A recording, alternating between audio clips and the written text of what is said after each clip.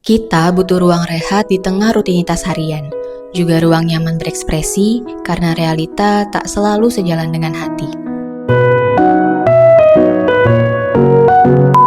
Sewaktu kuliah, aku pernah meneliti tentang fenomena nongkrong di kafe yang menjadi sebuah gaya hidup. Sekarang aku menetap di ibu kota, bukan lagi mahasiswa, dan terus melihat contoh nyata. Kafe, kedai kopi, hingga studio komunal menjadi ruang publik alternatif yang marak dikunjungi. Seperti tempat yang akan kudatangi ini. Di tengah hiruk-pikuk kawasan Pasar Loak, di daerah Rawabunga, Kecamatan Jatinegara, Jakarta Timur, berdiri sebuah rumah model lawas berpagar abu-abu dengan vanda lotus di sisi dindingnya. Inilah Kongsi 8. Dulu aku pernah menghabiskan waktu di sini sepulang kerja, membaca buku sambil ditemani menu andalan Kongsi, nasi goreng nenek.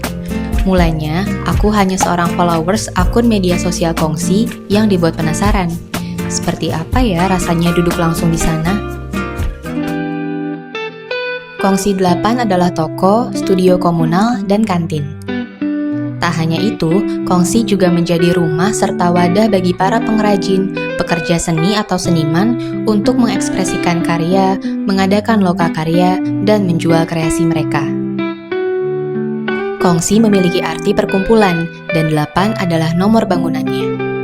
Berdiri sejak tahun 2021, seorang seniman yang akrab disapa Hai Rembulan menjadi inisiator untuk menyulap rumah khas pecinan yang sebelumnya kosong menjadi toko dan studio.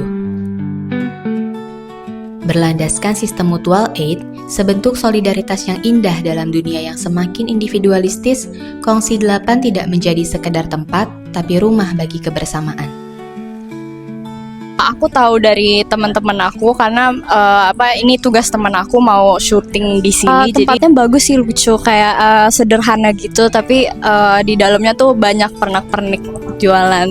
Vibes-nya sih aku suka sih karena buat nongkrong sama teman-teman seru. Kita bisa beraktivitas santai di sini, membawa buku sendiri untuk dibaca di tempat, atau memilih dari koleksi buku yang tersedia dalam rak. Bisa membeli kerajinan tangan dari berbagai tenan yang tertata apik, atau menikmati hidangan rumah dengan nama-nama gemas, seperti tteokbokki berseri-seri atau acar timun ceria. Siang itu, aku mencoba roti peri apel dan embun apel cengkeh soda. Rasanya unik, segar dan enak. Jelas terjangkau. Harga menu di kantin Rawabunga berkisar 10-30 ribuan saja. Mungkin ini kunjungan ke 5 atau 6. Ada beberapa alasan sih. Pertama, cukup dekat, terus juga tempatnya memang nyaman, dan beberapa kali ada acara yang menarik. Kongsi menjadi ruang eksploratif lewat ragam event dan lokakarya yang digelar. Sayangnya, kedatanganku ini pada hari biasa ketika tidak ada jadwal apapun. Sistem eventnya memang diadakan sesekali, tapi ada juga yang reguler. Umumnya ada workshop, pertunjukan musik, festival, acara literasi, atau semacam klub talk. Keren dan mengasyikkan ya. Aku kayak pernah ikut 1 atau 2 kali kayak bawa board game yang mereka bikin gitu.